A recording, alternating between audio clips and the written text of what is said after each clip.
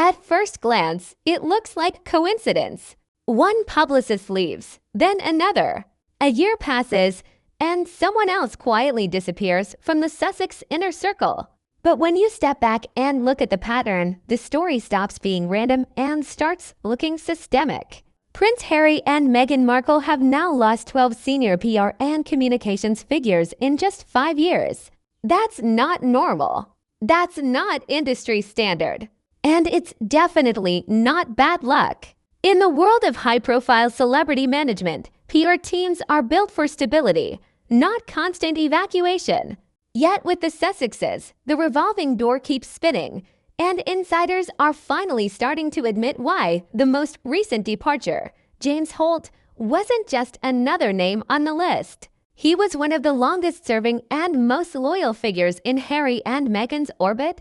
Holt wasn't a random hire. He had history, credibility, and deep trust from both sides. He followed them through the most turbulent phase of their lives: Megxit, the move to California, the Netflix era, the Oprah fallout, and the rebranding years. When someone like that leaves, people inside the industry don't ask if something is wrong.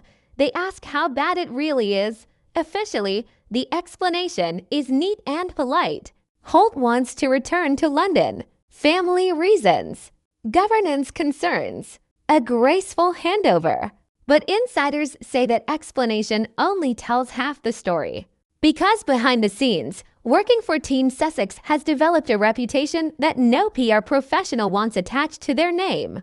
Former staffers describe the environment as impossible, emotionally draining, and career-risking. Some have even admitted they leave the Sussex job off their LinkedIn profiles entirely.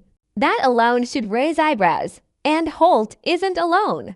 Meredith Maines, hired as the Sussex's first chief communications officer, lasted less than a year. Her role was massive, overseeing Meghan's lifestyle brand as ever Arkewell Productions and Arkewell Philanthropies all at once. In theory, it was a dream job.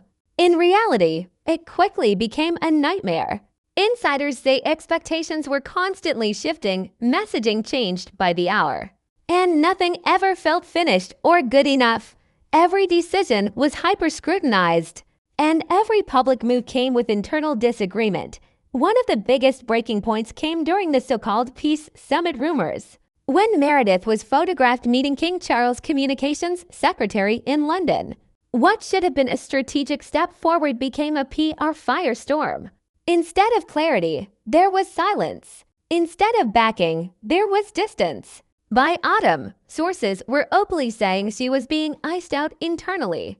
In PR, once your own clients stop defending you, your days are numbered. So why does this keep happening? PR professionals thrive on clear authority, consistent messaging, and trust. According to multiple insiders, Team Sussex struggles with all three.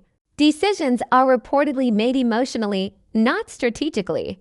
Messaging is frequently rewritten to fit personal narratives rather than public reality. And perhaps most damaging of all, staff are often blamed when the public reaction doesn't match expectations. There's also the issue of control. Harry and Meghan are not passive clients. They are deeply involved in every detail, every word, every headline. For some publicists, that level of involvement crosses from collaboration into micromanagement.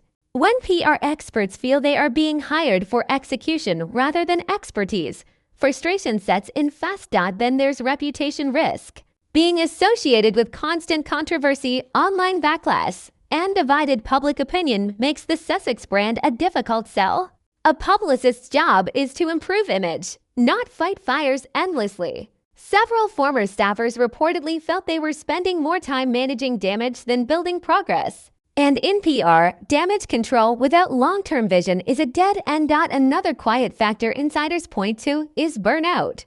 The Sussexes operate across philanthropy, media, activism, business, and lifestyle branding all at once. That creates relentless pressure, impossible timelines, and zero room for error. For senior PR professionals used to structured hierarchies and defined lanes, the Sussex ecosystem feels chaotic. Perhaps the most telling detail of all is this: Many of those who leave do so without criticism, without confrontation, and without explanation. They don't give interviews. They don't leak stories. They simply vanish. In PR culture, that usually means one thing: survival mode. Get out quietly, protect your reputation, and move on. So, are Harry and Meghan difficult to work with?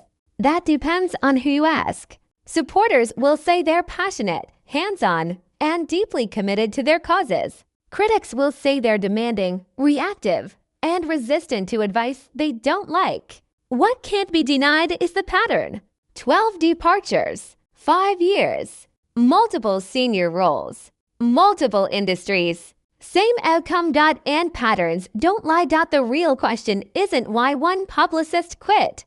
The real question is, how long can any PR machine survive when the people hired to run it keep walking away?